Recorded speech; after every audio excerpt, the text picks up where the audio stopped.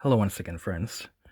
So the past couple weeks, I stopped by a local shop, 204 Comics, because I had looked through the indie bins and I saw that there was some weird indie stuff there. So that put me on the hunt to check out the bargain bins. And sure enough, off the beaten path, a lot of weird stuff in there too. So the stuff that's unbagged here is 50 cents. There's the bargain bin stuff that it does have a bag or even bag and board. Were a dollar each. And then towards the back, we'll show some stuff that was like cost a little more, maybe some stuff like of more value. We're going to linger a bit because we're going to show off a lot of weird stuff because maybe it's not seen too often. So this might be a bit of a longer video, but I'll put in chapter breaks. The other thing is, if you tuned in here specifically for like outlaw type stuff, that's mainly in the dollar section here. All right, let's go. Oh yeah, and by the way, the chapters will be in the description of the video. Okay, first off, the 50-cent stuff. Creepy things from modern comics. I believe these reprint Charlton stuff, but I'm gonna say that I do like a lot of the Charlton stuff, but it seems like the modern comic stuff, maybe it's just my luck, is like the most fun to read out of this weird bronze horror. I'm always getting the bronze horror, but it seems like modern comics are like quite entertaining. I'll show a little bit. Tom Sutton cover. This first one. Joe Gill, the writer, and I can't really make out that artist though, but this couple is kind of on the run. This giant wasp or bug starts bugging them. And a lot of like funny, even though it's like a throwaway story, you're never going to see these characters again, but there's funny characterization. Get it off me, Judy! I saw Ellen do this once. She hits it with a fire extinguisher. It took you long enough. The carbon dioxide was cold. It stunned this monster. See, like, there's no reason for them to say it took you long enough. It's not just exposition, but it has some funny quirks of the characters. Alan, what was that? Whatever it was, a slug from this 45 can stop it, baby. I see a light. They come upon more giant mutants. This scientist. Pretty funny. This giant bat. Yeah, there's some good illustration here. The lab. Nice lighting on this mad scientist. Again, nice lighting. Listen, Mosley. Oh, you're regaining consciousness. What is important? Al, we should have killed that Fink when we had a chance. Characterization of the woman there. So he starts to run his experiments on this couple that he's caught, of course. And the grotesque look of mutation on that guy's face is pretty funny too. I've caused growth in certain areas. It's just beginning. I'll check them later. Yeah, of course things go awry. This final panel had me laughing as well. Firemen putting out the fire. Of course, everything went haywire by the end. Anyone else inside that fence? A scientist who was discharged from a mental institution some years ago. Guess we won't see them again. Funny ending. This bookworm. This is Nick Cuti, artist Nicholas and Howard. Funny dialogue in this main character. A lot of unsavory main characters, but they're not without their charm, albeit negative charm, maybe. Storekeep, you have a terrible selection of books. I would not make a purchase at all today if I did not need a notebook. Yeah, there's a lot of funny stuff in here. I do like these. I've never seen this title, Creepy Things, before. Is that what it is? Yeah, Creepy Things. More Tom Sutton. This kind of reminds me of like 70s or 80s cartoons or something, like when it would be just like one independent creator. It's really quirky. Okay, but we'll keep moving on. We can't linger too long on each book, but it's fun to do so. We like to do so on this channel. Okay, that was Creepy Things number 4. And here we got some Charlton, Ghostly Tales number 144. Haven't read this one yet, but looks pretty good. Found a bunch of Groo there. I've seen a lot of people actually be buying Groo lately for like a decent retail price. I thought maybe I'd give it a go at collecting some. This is number 2. Recently found number 1 from Pacific. I think Pacific is the earliest, besides his first, what is it, like Star Slayer or something, number 5, and that was the second, and the first appearance is Destroyer Duck number 1, right? Groo number 3, number 4, number 5, number 6, number 7. Is this kind of like a key? Chakal, first appearance of hers. She's kind of like a love interest, or also kind of like hates him. This is only stuff I'm not very familiar with this, but picking it up. Groo the Wanderer Special number 1 from Eclipse Comics. I think this is worth a little bit of money, maybe like 10 or 15 bucks if it's in good shape too, right? Some Marvel Groo. Oh yeah, also I know there's some people looking for ElfQuest in my local homies, so if you're looking for that, there's a bunch there in the dollar bins as well. There must have been like a huge run of different publishers. Anyways, Groo from Marvel number 3, number 6. Okay, so you know I love the mini-series of Hawkworld by Truman, Ostrander, and Parsons, I believe. But I had read the ongoing series afterwards, up to about issue 10, and I was kind of bored out of my skull. But I did see that these final issues of Hawkworld, Truman comes back to the art and maybe a bigger part in the writing as well.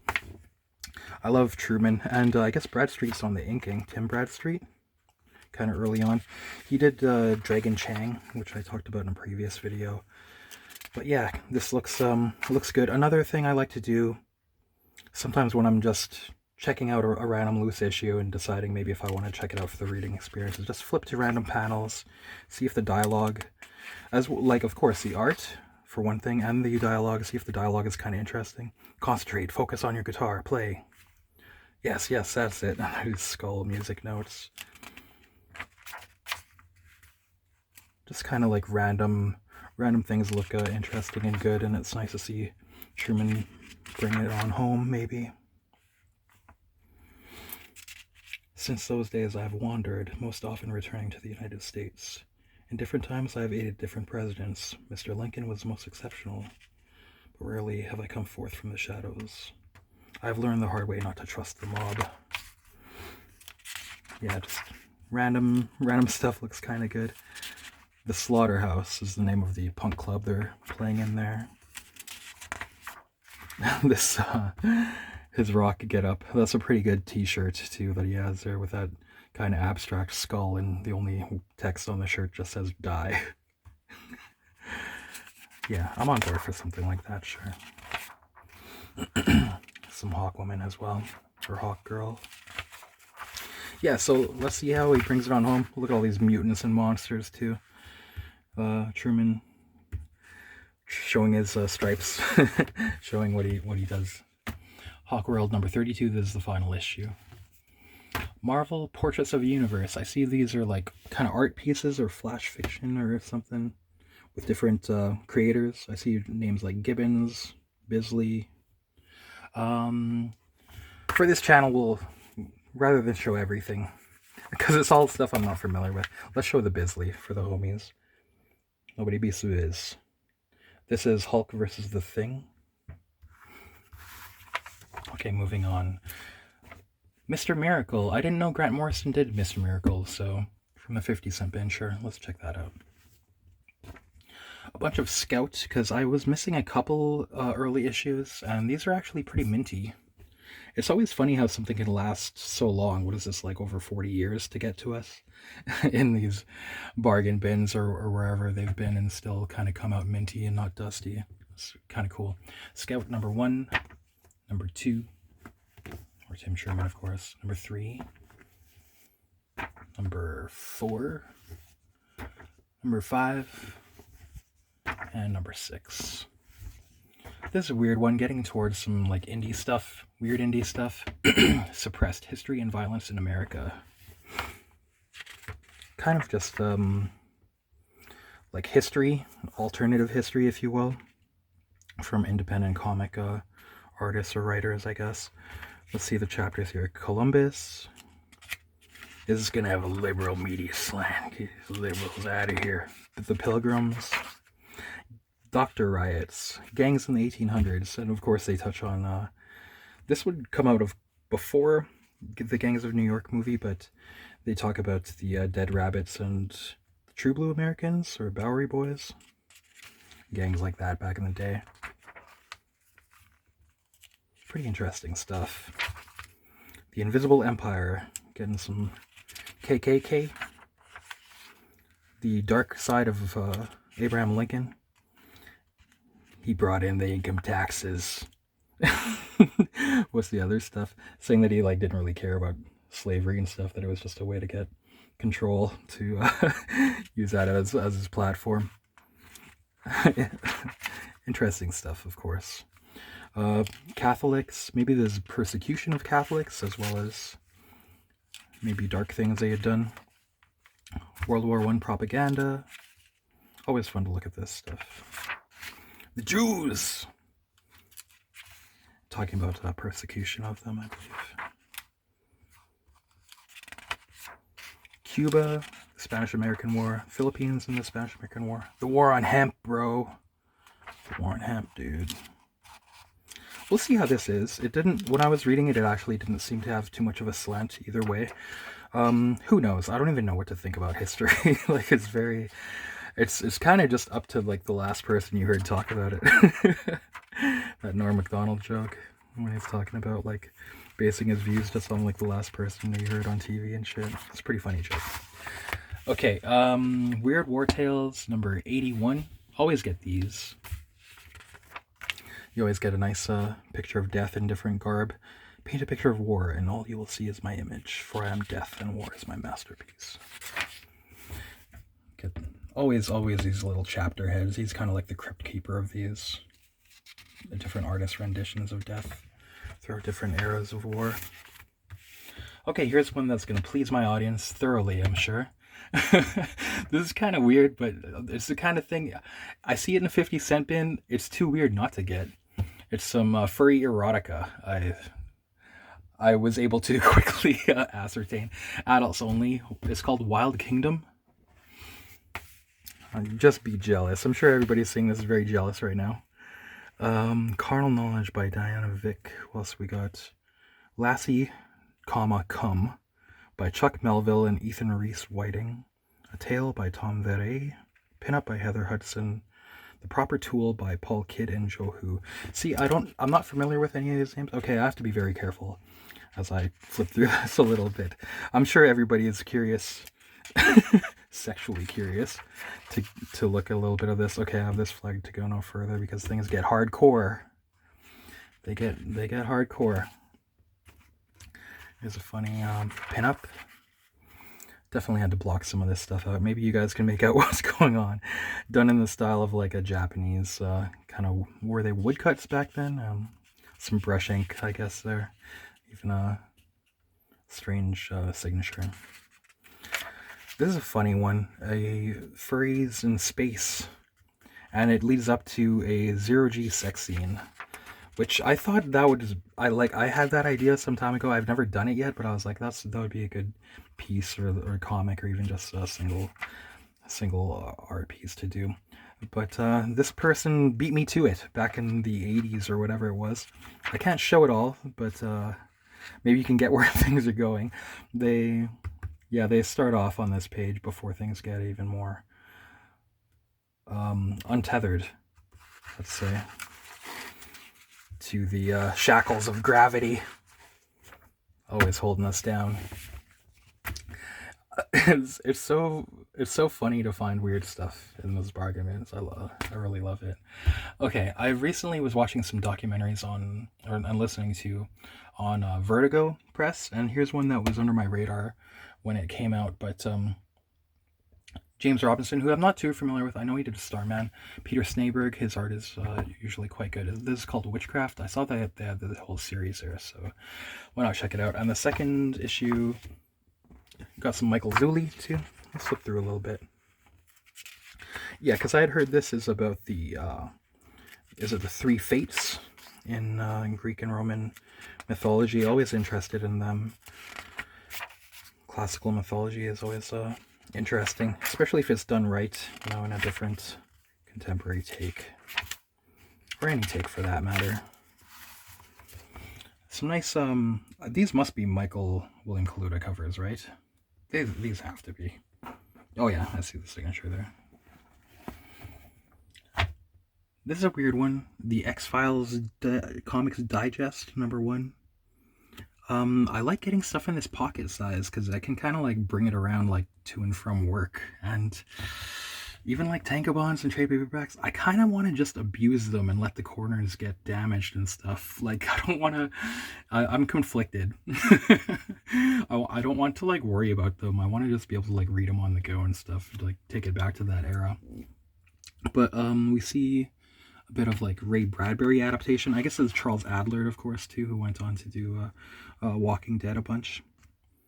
Interesting. I like if it's like one and done, especially in this comic digest format. Okay, we've got Zorro #2. Unfortunately, no #1, but there is a huge run of these in the 50-cent bin, so I think I'm going to check this out and see if maybe there's more I'm going to check out. They also have a huge run of Lone Ranger with John Cassaday on the art, and I should probably check that out too, but I think they're missing like the first 10-ish issues of that there. But still, that's something I always was curious about. They have a bunch of these. Oh yeah, a lot of these are written by Matt Wagner. But there's a couple that are like Don McGregor and Mayhew as well. Kind of classic team. Okay, getting to the dollar bin. Let's get to the chapter break. This is where we're going to get to some weird outlaw stuff. And just weird in general. Alright guys, get ready to bask in some filth with me. Come in. The water is warm. Hopefully it's only water. Alright, sorry guys, just talking. You always gotta improvise. Achilles Storm, Razmataz, #2. We've got, I don't know if I'd say he's a top 10 artist, but he's definitely top like 100 for sure. Mark Beachum. Sandra Chang, who I'm not familiar with. Mature audiences, you know what time it is. You know what's gonna happen here. We gotta take a look through here. Achilles Storm, Sandra Chang. Her art looks a lot like Mark Beachum's, doesn't it? Really nice, high contrast and double lighting and interesting lighting, ink, black and white. This kind of like sexually charged outlaw stuff. Oh, I can't show that. Yeah, you can probably get a clue as to some of the tone in here. Lots of sex, death, violence. Maybe that kind of 80s or 90s type of stuff. Street crime. Nice low angle there. I like these unorthodox compositions and page layouts too. I think it's totally fine to not use like a total grid system. A lot of painterly stuff. Are you sure it's not a Mark Beachum? There's kind of a trope. But it's not, it's Sandra Chang, so it's funny that they teamed up together to make this. Some kind of nice stuff, though. Yeah, you got that street crime, wordless action, violence there. There's some ink spatter, blood. All right, we got some Beachum here. He's opening up real fast, from 0 to 60 instantly. I guess he's a fan of fetish art, right? Look at this costume design. Hide the kids. Don't let them see this, though. Wide stuff. Yeah, the ink spatter with the white ink there. Bless you, Beachum. The maestro. Yeah, some weird kind of inflatable fashion there, too. Reminds me of the Malcolm McLaren sections in that Sex Pistols documentary.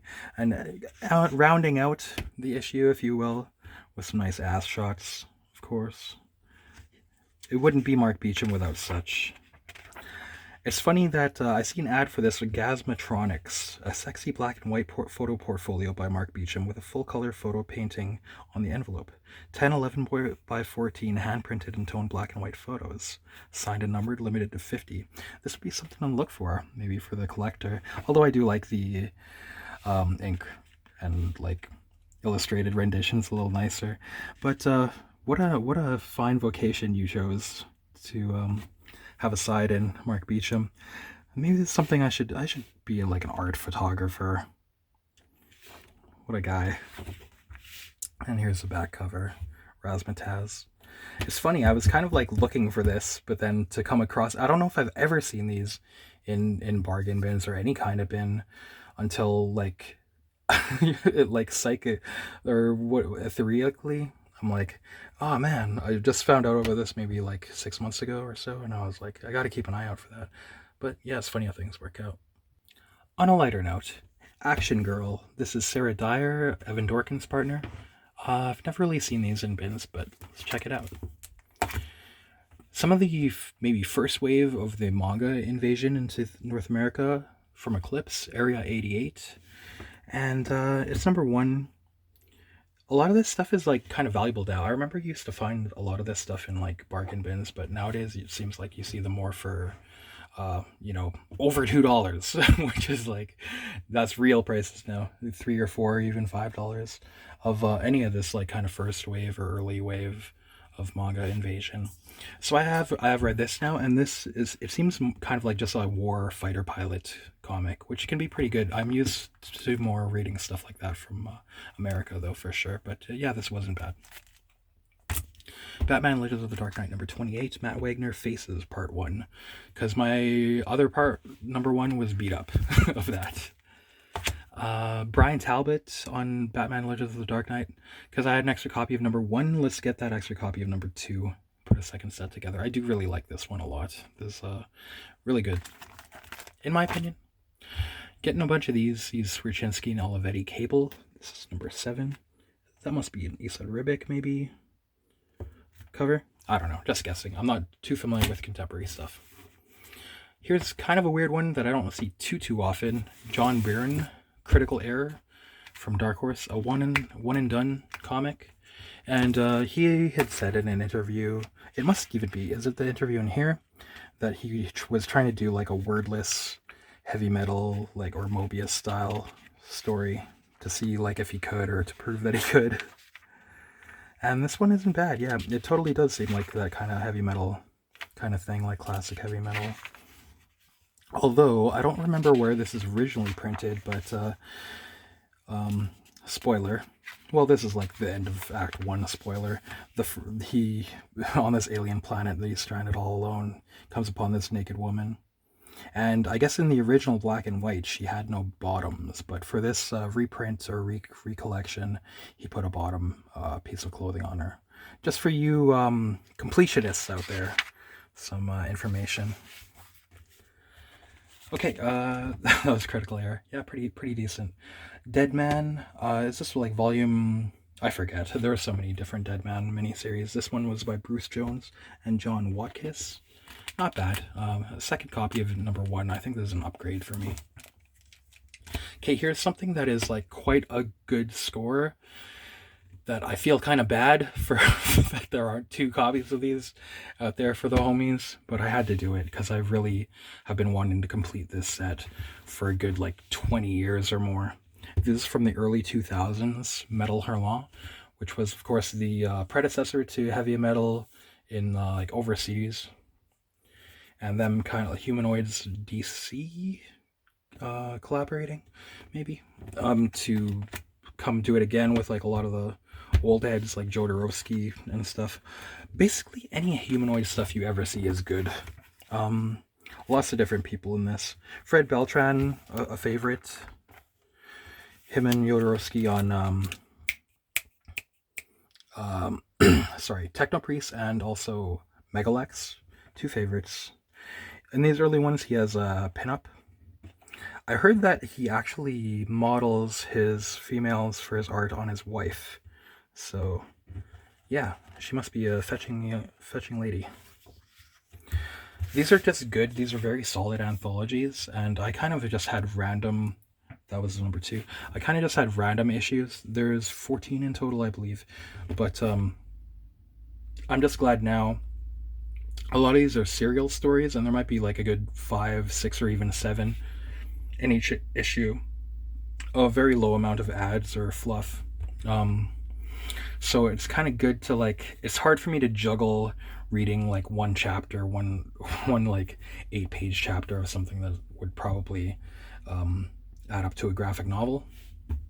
So I'm kind of glad to get these now and be able to do that, because these are all quality. J.H. Williams III on this one.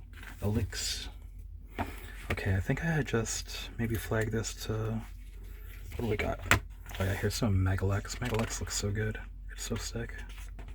Deicide by Das Pastores. This one, to, if you ever see it, get it. I love this one. The fantasy caveman stuff. But yeah, Das Pastores. I don't see too much by him, but I like him. Here's some Humanoids, right? Oh, Charret maybe. Metabarons. Metal Hurlant number 7. Number 8. Guy Davis. Or Guy Davis. There's so many people in these. Raphael. Number 9. Number 11.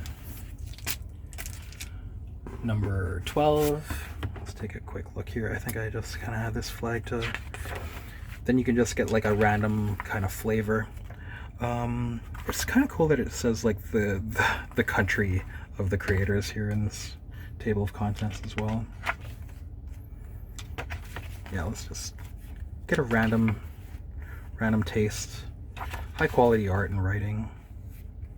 And always kind of like unique styles too. Of course you're going to get like a heavy metal or even like Mobius and Dree and Alex Nino kind of inspiration or what's it called?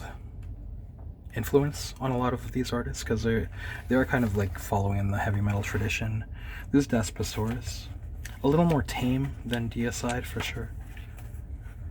But I do like his stuff.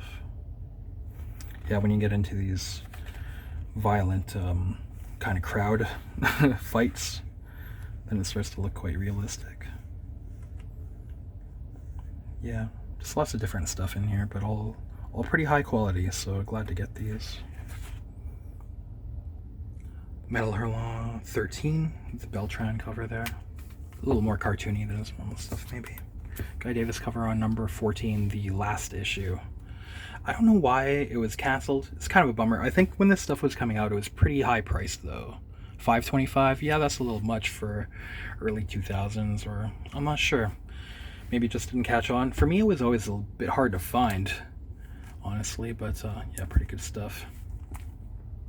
Another anthology. This I would describe as kind of like Twilight Zone, but darker. Like you might get more horrified or even like saddened by some of the darkness in some of these. Mortal Coils. Originally I had got this because I think it was a collaboration that featured a local guy, Evan Quiring. But yeah, pretty decent stuff. These have always been like kind of good. I've never seen this issue before, I don't think. These have always been like kind of good enough to stick around in the collection. And yeah, we'll see. Maybe I'll revisit it. I need to like, I'm running out of room always, but you know what the solution is to that? Just install more shelves. Word of advice from Serious Press. This is yeah, the dollar kind of outlaw-y stuff. Kyle Garrett's Mosaic. This is some really wild, like really dark ink art. It kind of reminds me of Kelly Jones. I've never heard of this guy, Kyle Garrett, in relation to Kenny Hotz from Kenny vs. Penny. Probably not, but yeah, this is some pretty skilled stuff. Let's find a money shot. It's got the stitches on the arms as if maybe it's like a Frankensteinish thing. Okay, here's kind of a money shot in it. Splash page.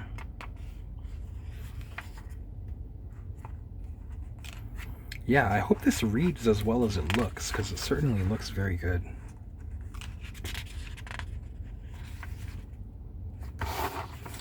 Okay, copy of Rune #1 from the dollar bin. Why not? I know I have like extra copies of this already, but it's almost like a running...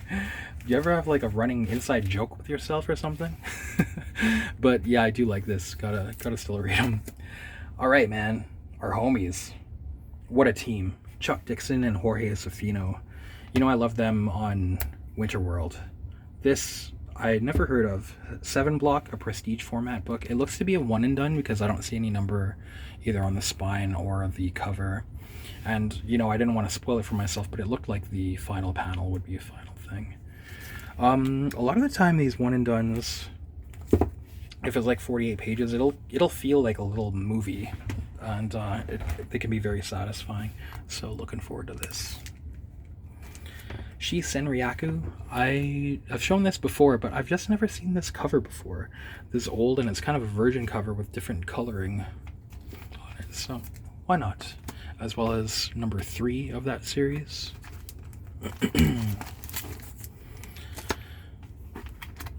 From Comico, or Comico, however you say it.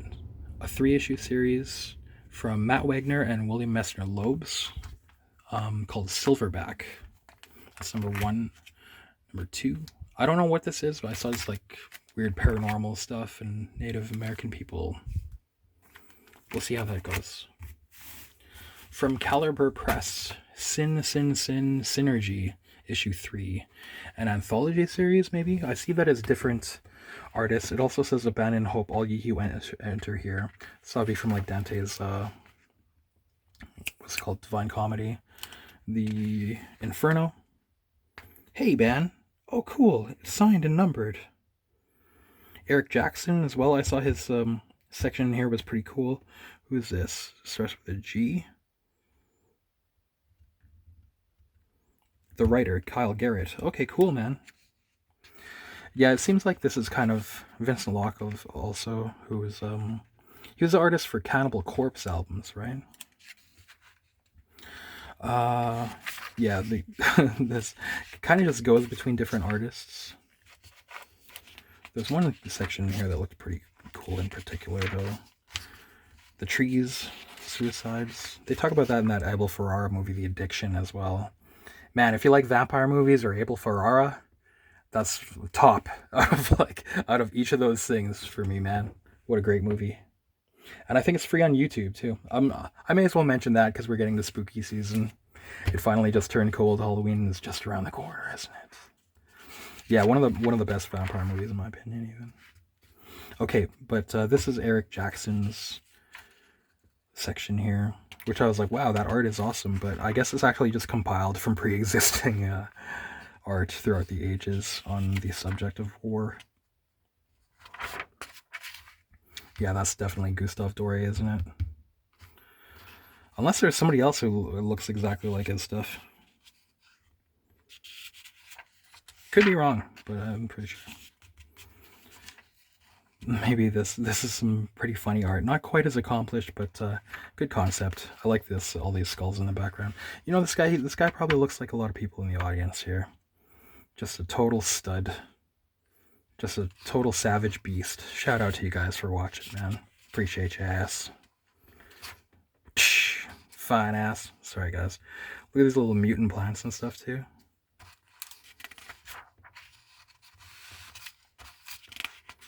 That would be Virgil, right?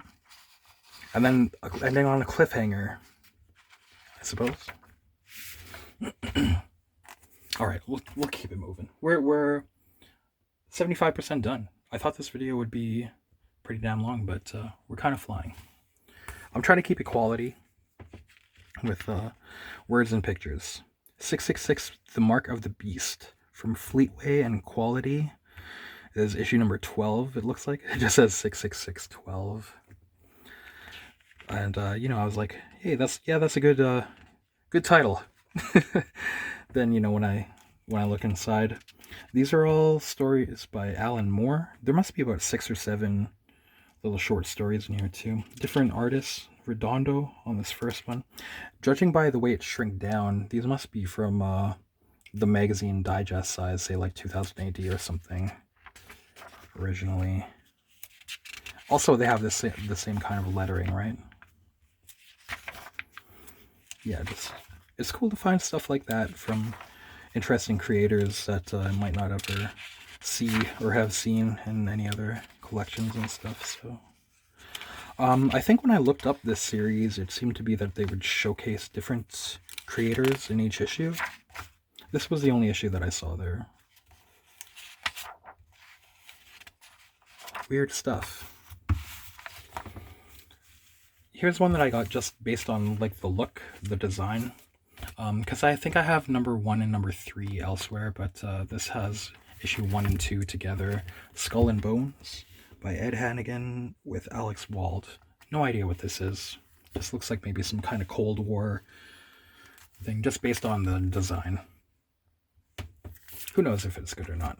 I don't know. It looks like it has lots of words and kind of like orthodox layouts too of that like kind of 9-panel grid or so. Moving on, from Brainstorm Comics, Skin and Bones, Deadly Angels, number 1. You got a demon chick and a skeleton dude riding a motorcycle made out of bones. Or I guess it's a trike. Some pretty decent looking black and white art though. This guy looks like a fine fellow. Like a very reasonable fellow. You got this kind of Baphomet guy here too. Random dialogue doesn't seem bad. That's kind of a judgment factor. Sometimes like if I flip through these books and like see like, you know, just flip through maybe like 3 random panels and the dialogue totally sucks, then I'll be like, nope, I can't do it. Or like, you know, unless the art is stellar enough to carry it. Pretty wild. Beheaded Pegasus there.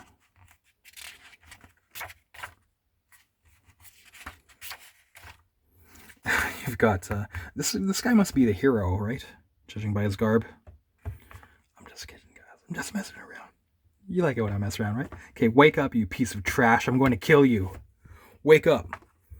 Boot in the face. Probably white or red laces on that. Maybe white. Kicks him in the face. Turd. Calls him. Thanks, dead guy. Yeah, see, these are the kind of random dialogue panels that are like, okay, yeah, not bad. Old age having a go at youth. Ha! A quote from Clockwork Orange, I believe. Check it out, man. Check it out, man. You buying? Meets this other guys buying drugs off them. Common tropes in these outlaw 90s comics, right? Pig Axis Uber Alleys. This guy manages to escape the bloodshed. Comes back home. I almost got shot and you're here drinking? Get out on the street and make us some money, now! So he's a pimp. Sure, baby, sure. A lot of stuff going on, I guess.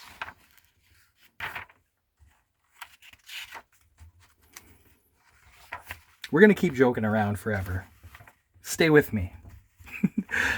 This, I don't know what this... Okay, this is a preview for another comic from Brainstorm Comics. Baby Angel X. Yeah, this, I accidentally spoiled the ending for myself, but it looks pretty good there. Not last. This looks alright. We'll see. Kind of outsider-y, but pretty good design anyway. The shit ain't Leonardo da Vinci or Rembrandt, but it's not without its charm.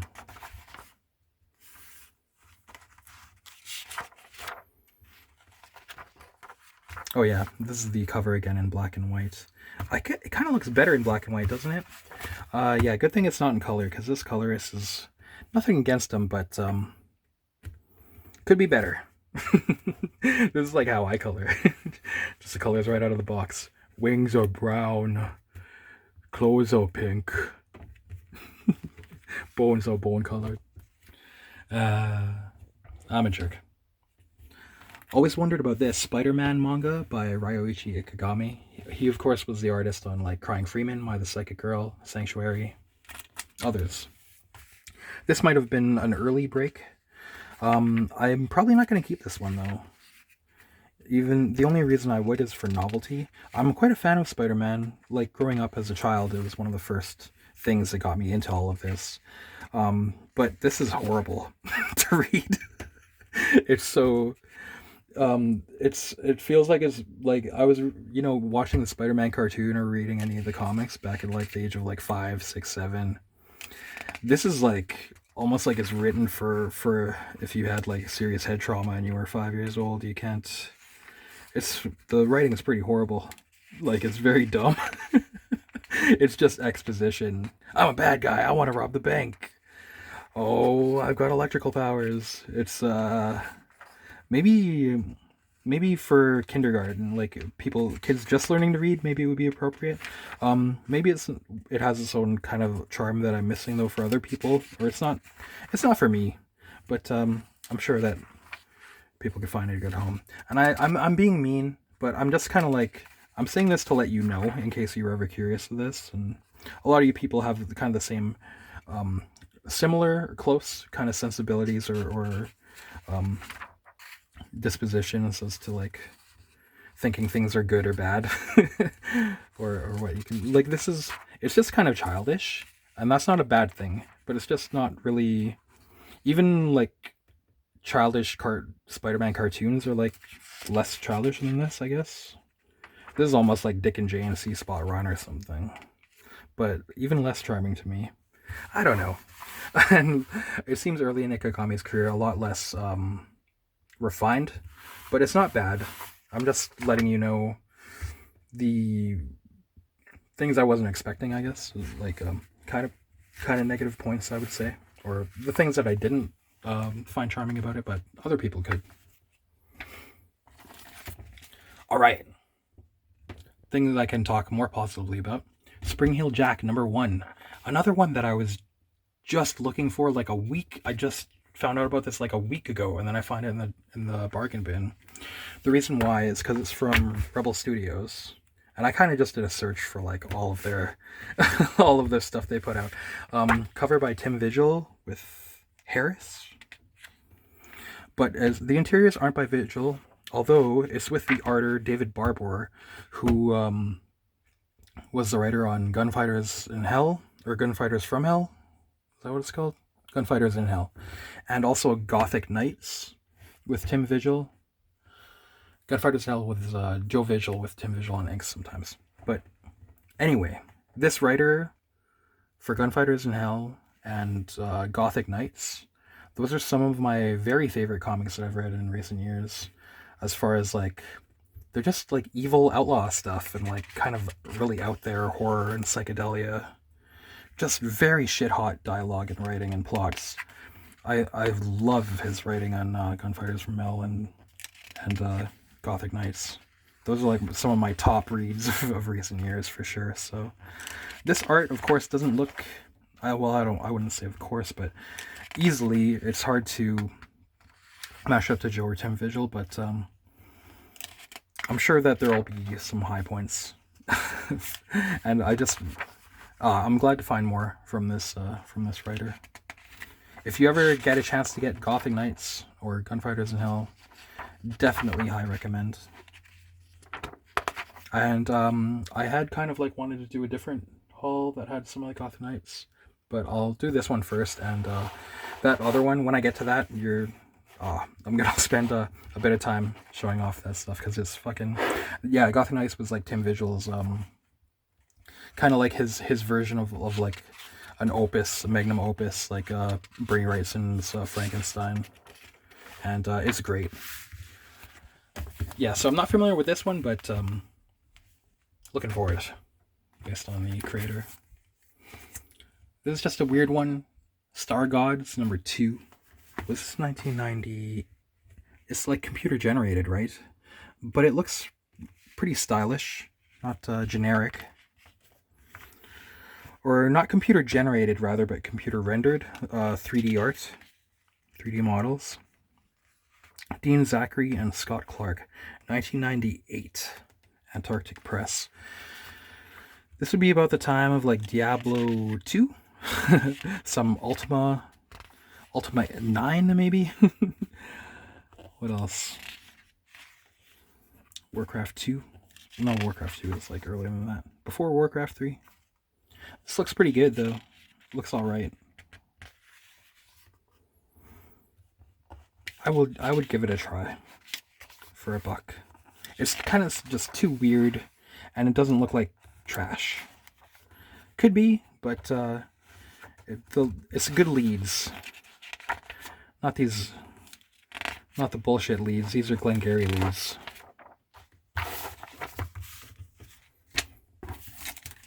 From Aircell, Starstone #1. No idea what this is. But it looks like kind of, well, I guess there's sci-fi, but originally I saw maybe it's that kind of like D&D style stuff, which can be pretty decent sometimes. The first panel's narration. His name is Seer, known among the human tribes as a wise and powerful shaman. He is on a dream quest, seeking truth among the ruins of a once great civilization. His visions are of the past, of death, destruction, and despair. Hopefully there's going to be some nice weather on a weekend soon enough to go and trip out and have a similar experience. Maybe be seeing stuff like this too. You got some Vikings in the sky, skeleton warriors, another guy with like metallic winged helmet and some kind of maybe like ornate, almost Baroque looking laser gun. Okay, so it's science fantasy, I guess. Nice skull there. With these weird, a two-headed, some kind of two-headed snake and a weird praying mantis grub coming out of the eye socket and throat. Some crashed aircraft. So yeah, I guess more like science fantasy rather than straight up fantasy or sci-fi. See how that goes. Getting towards the end of the bargain bin stuff.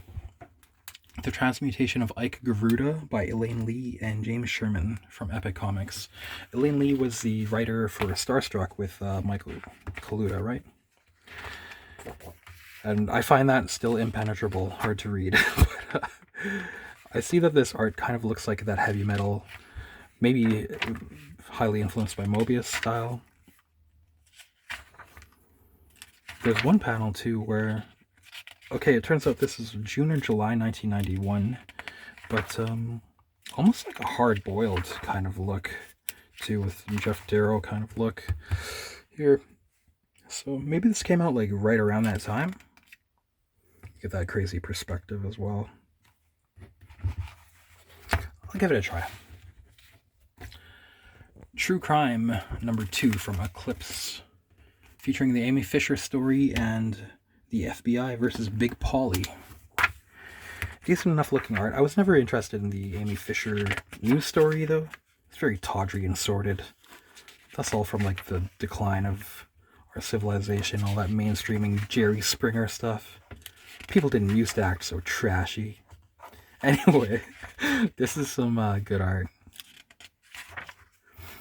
We'll see how it goes. And I think Big Pauly is he was one of the crime bosses of New York before Gotti.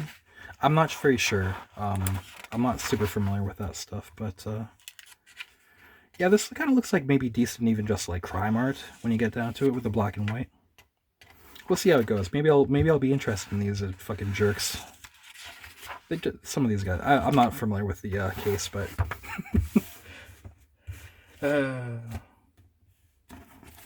trash. Oh yeah, last from the dollar bin. Not like anything weird, but I was missing this issue. It seems like Marvel Knights can be pretty decent a lot of the time for Wolverine Return of the Native Part 1. This was a pretty cool storyline, actually, but was missing this.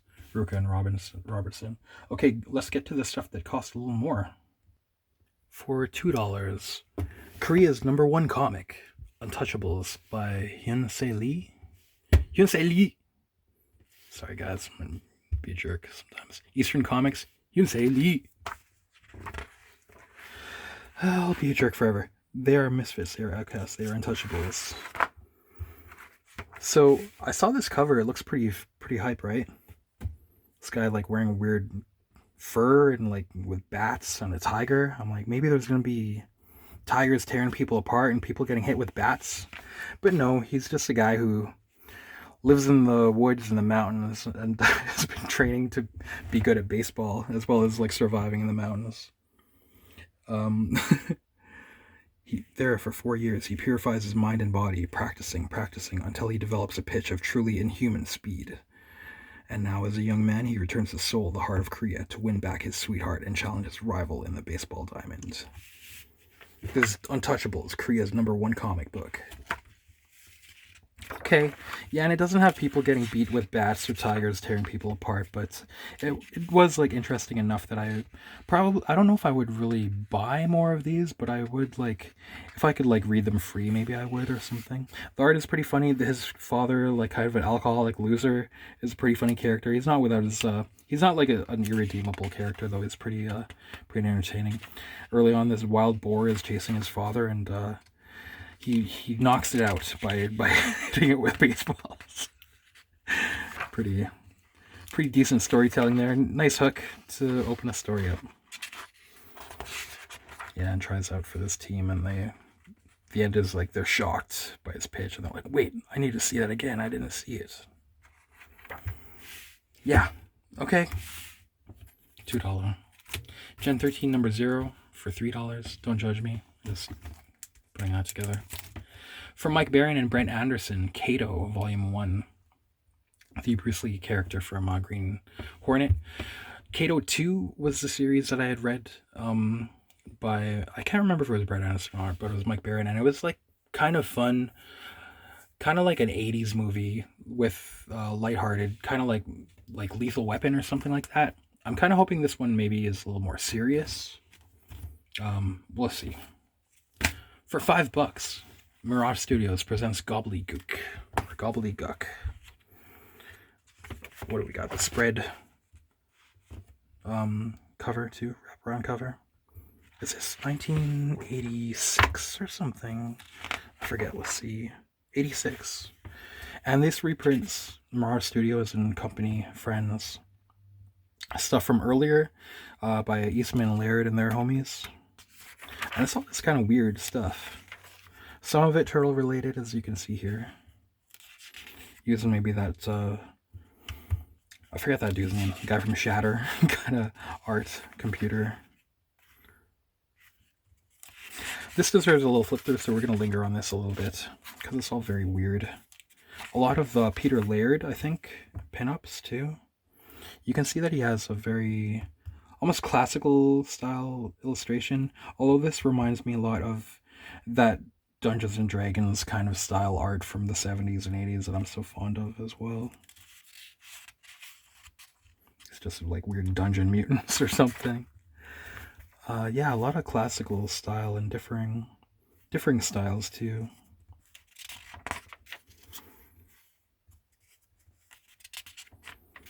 Cool to see these pinups. Kevin Eastman, 1982. Yeah, there's stuff from like 1980 in here.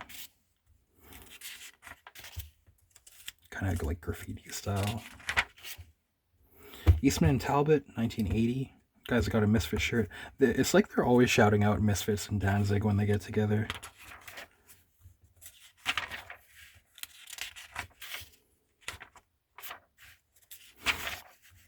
Eastman, I love Eastman and Talbot. That looks so like early in their stuff though, not as crazy.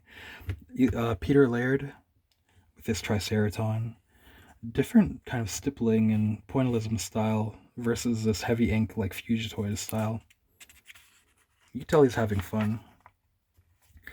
Nice renditions of dragons. I like this kind of thing too. That's nice too. You gotta love that. A reprint of You Had to Be There? Is this a reprint or a first print? Because this is with Eastman and Richard Corbin. But this is in color in issue, I think it's the first print of issue number 7, if I'm not mistaken, of Teenage Mutant Ninja Turtles from Mirage. So this is black and white. Just a like 4-page story or so. Some other cartoony stuff. Eastman, Lawson, Levine. Maybe later, more recent. Some more pinups. Some Halloween. Damn, it's cold today. I'm like, I'm already. Everything's reminding me of Halloween right now. Feeling like, oh, I'm running out of time to get ready for even winter and fall and stuff. This is funny. This must be a portrait of Bob Newhart. Could be wrong, but that's my guess. It's more kind of graffiti, almost Von Bodie style art. Some heavy metal style stuff. Gizmo, I don't care about. Sorry, Michael Dooney. Some more. I love when they're drawn in this style. Give me some of what I want. Give me some turtles in here with lots of duotone. Hell yeah, dude. I'll never say no to that. Eastman style.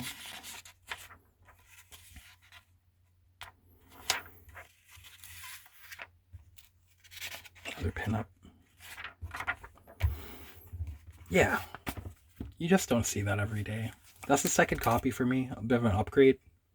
Here's another one that I've that you don't see every day. I've been keeping an eye out for this for a while. From Kamiko, Gumby's Summer Fun Special with early Art Adams. This is 1987.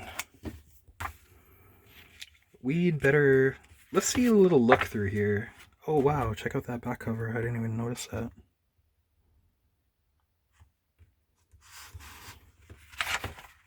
Oops, I almost ripped it. I think this is like a $15 or $20 comic or something.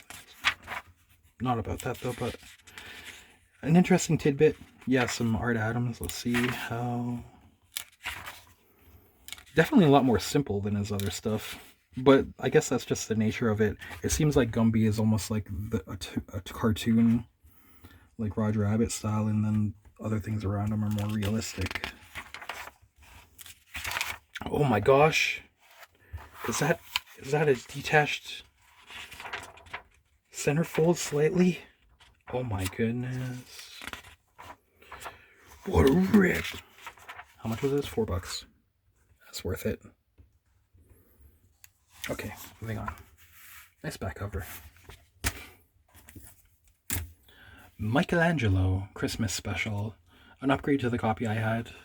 These are good prices. Yeah, reread this, and this was a reprint of, well, this is a second print of the Michelangelo solo story, but the backup story is pretty sweet in here. Was it... It's not Steve... It's Jim Lawson, I think. We'll come back to that. For $8, first print of Faust #1.